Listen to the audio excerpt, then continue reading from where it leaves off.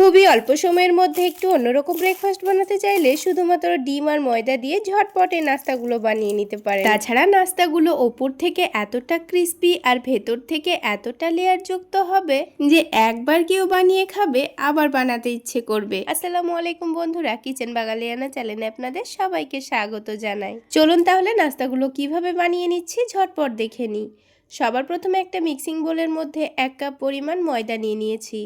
ময়দার মধ্যে সামান্য পরিমাণ লবণ আর চিনি দিয়ে দিয়েছি আর ময়ানের জন্য 1 টেবিল চামচ পরিমাণ সয়াবিন তেল দিয়ে দিচ্ছি। আপনারা চাইলে তেলের পরিবর্তে এখানে ঘিও ব্যবহার করতে পারেন। তারপর তেলটাকে ময়দার সঙ্গে খুব ভালো করে মিশিয়ে নিতে হবে। তো সব কিছু মেশানো হয়ে গেলে এবার এখানে অল্প অল্প করে পানি দিয়ে ডোটা মেখে নেব। একেবারে পানি দিয়ে ফেলা যাবে না, তা না হলে ডোটা কিন্তু অনেকটাই নরম হয়ে যেতে পারে। তাই বারে বারে অল্প অল্প করে পানি দিয়ে ডোটা মেখে নেওয়াই ভালো।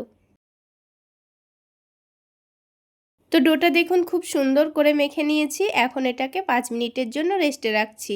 5 মিনিট পর ডোটাকে আবারও একটু ভালো করে মেখে স্মুথ করে নিতে হবে। আর ডোটা দেখুন আগের থেকে এমনিতে অনেকটাই স্মুথ হয়ে গেছে।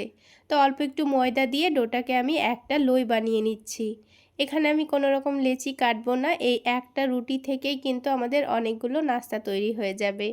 তো আমি অনেকটা বড় করে আর অনেকটা পাতলা করে রুটিটা বেলে নেব। তো আমি বোর্ডের মধ্যে অল্প একটু ময়দা ছড়িয়ে দিয়েছি, দিয়ে পাতলা করে রুটি বেলে নেব। আর যেহেতু লইটা অনেকটাই মোটা তাই কিন্তু এই বোর্ডের মধ্যে আর পরোটাটা বেলা হয়নি। তো সেই জন্য আমি এখান থেকে সরিয়ে নিচেই পরোটাটা বেলে নিয়েছি। আর দেখুন অনেকটা বড় করে আর পাতলা করেই কিন্তু পরোটাটা বেলে নিতে হবে।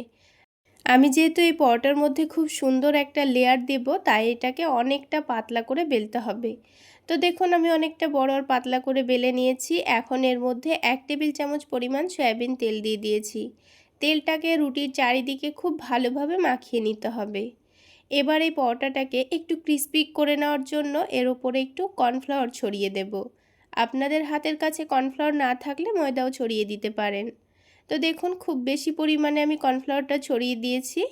এখন এটা লেয়ার দেওয়ার জন্য নিচের দিকটা কেটে খুব সুন্দর করে রোল করে নিতে হবে। তো একদিকটা কেটে চারিদিকটা একটু চেপে চেপে ঘুরিয়ে নিয়েছি। তারপর এই পিছনের দিকটা মুড়িয়ে এটাকে খুব সুন্দর করে পেঁচিয়ে পেঁচিয়ে লই বানিয়ে নিতে হবে।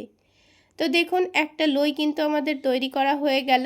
এবার এটাকে ঢেকে আমি 5 মিনিটের জন্য রেস্টে রাখছি। 5 মিনিটের মধ্যেই দেখুন লইটা কিন্তু আগের থেকে অনেকটা নরম হয়ে গেছে আর বেলতেও সুবিধা হবে। তাই লইটা বানিয়ে অবশ্যই রেস্টে রাখবেন, তাহলে পরোটাগুলো বেলতে খুবই সুবিধা হবে। তো আমি অল্প করে ময়দা ছড়িয়ে বেলে নিচ্ছি। এবার এই পরোটাটাকে আমি খুব বেশি পাতলা করে বেলবো না, একটু মোটা করেই বেলে নিয়েছি। এবার এর মধ্যেখানে আমি দিয়ে দেব বেশ খানিকটা পরিমাণ পেঁয়াজ কুচি। পেঁয়াজটাকে আমি মিহি করে কুচিয়ে নিয়েছি।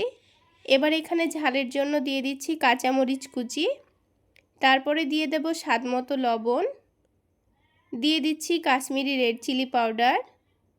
এবার পরোটার মধ্যে খুব সুন্দর একটা চটপটা ভাব নিয়ে আসার জন্য চাট মশলা দিয়ে দিচ্ছি আর ম্যাগি মশলা দিয়ে দিচ্ছি। ম্যাগি মশলাটা কিন্তু আমি অর্ধেকটা দিয়েছি আর অর্ধেকটা রেখে দিয়েছি। এখন মশলাগুলোকে পেঁয়াজের সঙ্গে খুব ভালো করে মাখিয়ে নিচ্ছি। আপনারা চাইলে এই কাজটা আলাদা একটা বাটির মধ্যেও করে নিতে পারেন। তো যেহেতু আমি এই রুটির মধ্যেই দেবো তাই এখানেই কাজটা করে নিচ্ছি। এবার এর মধ্যেখানে একটা ডিম ভেঙে দিলাম। ডিমটাকে পেঁয়াজের সঙ্গে খুব ভালো করে মাখিয়ে নেব। তো দেখুন খুব ভালো করে মাখিয়ে নেওয়ার পর এবার এটাকে আমি ভাজ করে নিচ্ছি। একদিকটা ভাজ করে নেওয়া হয়ে গেলে অপর দিকটাও ঠিক একইভাবে ভাজ করে নিয়েছি। এবার এই ডিমের মিশ্রণটা একটু করে তুলে নিয়ে চারিদিকে লাগিয়ে দিচ্ছি, মানে যে দিকটা ভাজ করব সেই দিকেই লাগাচ্ছি। তাহলে পরোটাটা ভাজার সময় কিন্তু একটুও ফেটে পুরটা বাইরে বেরোবে না, খুব সুন্দর সেটে যাবে। তো ভাজার জন্য আমি প্যানের মধ্যে তেল গরম করতে বসিয়ে দিলাম। তারপর তেলটা গরম হয়ে গেলে পরোটাটা তুলে নিয়ে তেলের মধ্যে দিয়ে দিচ্ছি। একটু সাবধানে দিতে হবে, তা না হলে তেল ছিটকে আসবে, যেহেতু পরোটাটা অনেকটাই বড়। এবার আমি গ্যাসের ফ্লেমটা মিডিয়ামে রেখে একটু সময় নিয়ে ভাজবো, তাহলে পরোটাটা ওপর থেকে অনেকটা মুচমুচে হবে আর খেতেও দারুণ লাগবে। এবার দেখুন একদিকে হালকা কালার চলে এসছে, দুটো স্প্যাচুলার সাহায্যে আমি খুব সাবধানে পরোটাটাকে উল্টে দিয়েছি। অপর দিকটাও খুব সুন্দর করে ভেজে নেব। উল্টে পাল্টে ক্রিস্পি করে ভেজে নিলে পরোটাগুলো খেতে কিন্তু দারুণ টেস্টি হয়। তো দেখুন বন্ধুরা, পরোটার দুই দিকেই কিন্তু খুব সুন্দর কালার চলে এসছে। এবার তেলটা ছেঁকে নিয়ে পরোটাটাকে তুলে নিয়েছি। আর এই পরোটাটাকে গরম গরমই কেটে নেব, আর আওয়াজ শুনলেই বুঝতে পারবেন কতটা মুচমুচে হয়েছে। আর এই পরোটাগুলোর ভেতরে কিন্তু অসংখ্য লেয়ার যুক্তও হয়েছে। দেখতে যতটা লোভনীয় হয়েছে, খেতেও কিন্তু ততটাই মজার। চাইলে একবার হলেও ঝটপট এইভাবে বানিয়ে খেতে পারেন, খেতে কিন্তু দারুণ টেস্টি হয়। তাহলে বন্ধুরা, আজকের এই পরোটা রেসিপিটা আপনাদের কেমন লাগলো অবশ্যই কমেন্ট করে জানাবেন। আর ভালো লাগলে একটা লাইক শেয়ার করে দেবেন। সেই সাথে আমার ইউটিউব চ্যানেল থেকে দেখে থাকলে চ্যানেলটি সাবস্ক্রাইব করে দেবেন, আর ফেসবুক পেজ থেকে দেখে থাকলে পেজটি ফলো করে দেবেন। এবার দেখুন বন্ধুরা, ভেতরে অসংখ্য লেয়ার। পরোটাগুলো যেমন খাস্তা তেমনই কিন্তু অনেকটাই টেস্টি। একবার বানিয়ে না খেলে কিন্তু এর স্বাদ কখনোই বুঝতে পারবেন না। এই পরোটাগুলো কোনো রকম সবজি করার ঝামেলা ছাড়াই শুধু অল্প একটু টমেটো সস দিয়ে খেয়ে নিতে পারবেন।